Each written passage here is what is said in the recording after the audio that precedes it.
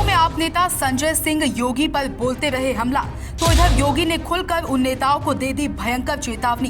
संभल कांड पर एक एक कर विपक्षी पार्टियों ने योगी को भयंकर घेरा, तो इधर गुस्से से तिलमिलाए सीएम योगी ने एक एक की खींच ली जुबान। दोस्तों, लखनऊ में कल आम आदमी पार्टी द्वारा एक बहुत बड़ा कार्यक्रम आयोजित किया गया।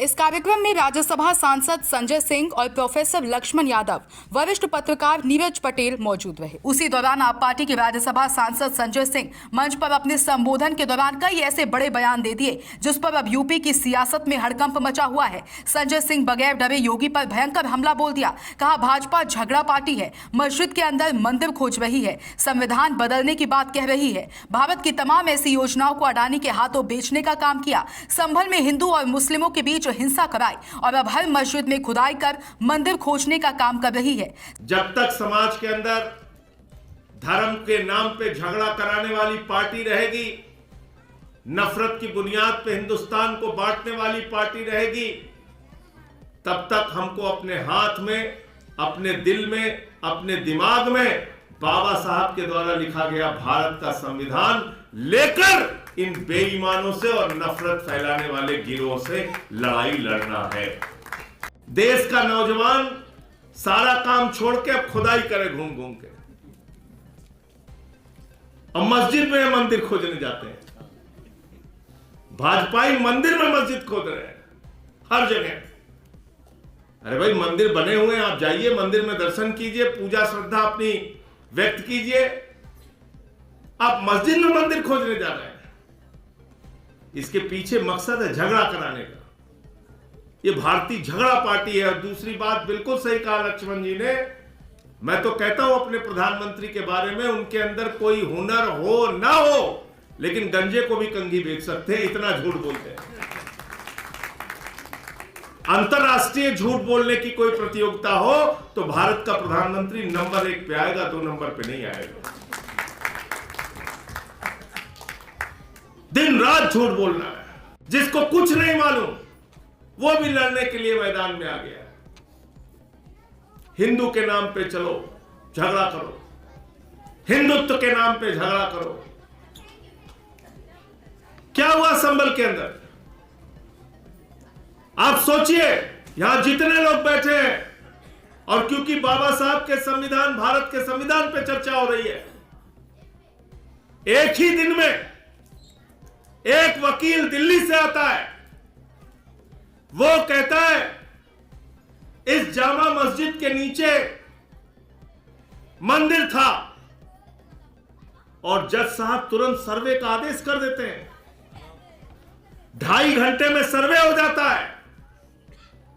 2.5 घंटे में सर्वे पूरा हो गया, कहीं कोई बवाल नहीं हुआ। बीजेपी की सरकार को लगा अरे कोई बवाल ही नहीं हुआ, हमारा तो मकसद ही पूरा नहीं हुआ। बहराइच में कोशिश की, उतना सफल नहीं हो पाए। संभल में कोशिश की, वो सफल नहीं हो पाए।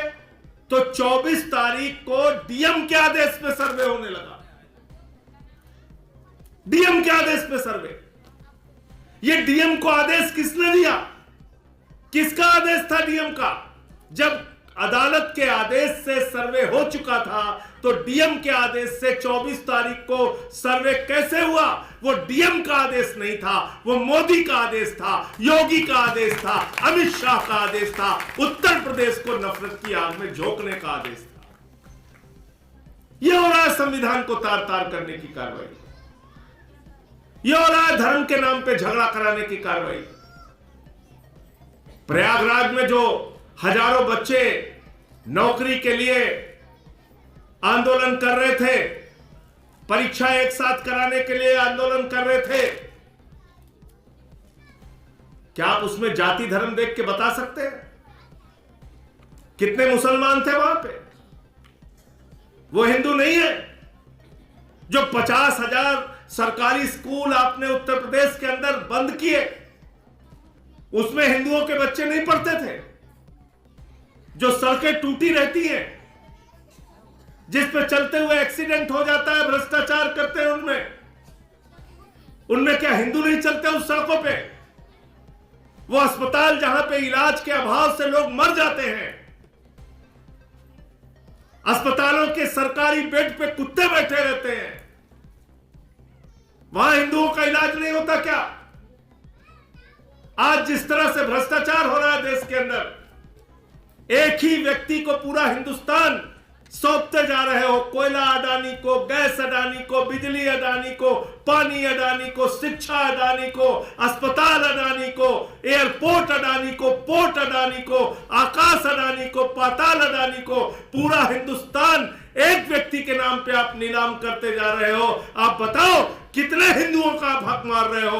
क्या क्या आप उनके साथ कर रहे हो? आप इस देश को बेच रहे हो और हिंदू मुसलमान के नाम पे असल मुद्दों से दिमाग हटाने का काम कर रहे हैं। संजय सिंह द्वारा दिए गए इन बयानों के बीच सीएम योगी ने भी कल एक बड़ा ही खूंखार बयान दे दिया है। योगी द्वारा दिए गए इस बयानों में उन सभी विरोधी पार्टियों को भयंकर चेतावनी दी गई जो संभल कांड में शामिल मुस्लिमों और अपराधियों की मसीहा बनी हुई है। योगी ने कल दिए गए अपने बयानों में विरोधी पार्टियों को चेतावनी देते हुए समाजवादी पार्टी को भी संभल कांड पर भयंकर इल्जामों में घेर दिया, जिस पर अब बवाल मच गया है। योगी ने कहा कि 500 साल पहले जो बाबर ने किया था, आज वही बांग्लादेश और संभल के हिंदुओं के साथ हो रहा है। तीनों का डीएनए एक है।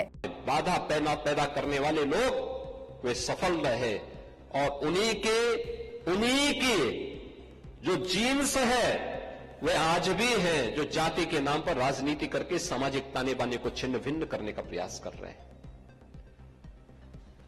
दुश्मन बगल के देश में किस प्रकार का कृत्य कर रहे हैं, याद रखना। किसी को अगर गलतफहमी हो, 500 वर्ष पहले बाबर के एक सिपह सालार ने जो काम अयोध्या में किया था, जो काम संभल में किया था, और जो काम आज बांग्लादेश के अंदर हो रहा है, तीनों की प्रकृति, तीनों का डीएनए एक जैसा है। गलतफहमी में मत रहना। अगर कोई ये मानता है कि वो बांग्लादेश में हो रहा है, तो यहां भी बांटने वाले तत्व उनके लिए बेट बन करके खड़े हो रखे हैं, पहले से खड़े हैं। वे समाज के सामाजिक ताने बाने को छिन्न भिन्न कर रहे हैं, सामाजिक एकता को तोड़ करके, आपको बांट करके फिर काटने का और कटवाने का पूरा इंतजाम भी कर रहे हैं। ये बांटने वाले लोग, बहुत सारे लोग तो ऐसे हैं जिन्होंने दुनिया के तमाम देशों में प्रॉपर्टी खरीद करके रखी हुई है। जहां संकट आएगा वहां भाग जाएंगे, मरने वाले मरते रहेंगे, यही करेंगे लोग। और इसीलिए आप सबसे मैं कहने के लिए आया हूं, हमने अगर प्रभु को अपना आराध्य माना है, उनके प्रति समर्पण का भाव है, ये तब तक अधूरी है जब तक हम उनके उच्च आदर्शों से कुछ प्रेरणा। दरअसल कल लखनऊ में आम आदमी पार्टी द्वारा बाबा साहेब डॉक्टर भीमराव अंबेडकर की परिनिर्वाण दिवस की पूर्व संध्या पर तिरंगा शाखा प्रमुख इंजीनियर जनक प्रसाद द्वारा सहकारिता भवन लखनऊ में श्रद्धांजलि सभा का एक कार्यक्रम आयोजित किया गया था, जिनमें मुख्य अतिथि के रूप में आप पार्टी के राज्यसभा सांसद संजय सिंह और प्रोफेसर लक्ष्मण यादव, वरिष्ठ पत्रकार नीरज पटेल मौजूद रहे। इस मौके पर पार्टी पदाधिकारी और सैकड़ों कार्यकर्तागण मौजूद रहे। Bureau report DK Tripathi. Subscribe करें साम टीवी, क्योंकि हम आ गए हैं अब आपके बीच, दिखाएंगे सत्ता के वादों और अपराधियों के एक एक कारनामे की हकीकत। और हाँ, अगर आपके पास भी हो कोई ऐसी खबर तो कमेंट करके हमें बताएं, क्योंकि बिना डर और दबाव के हम दिखाते हैं हर एक खबर डंके की चोट पर।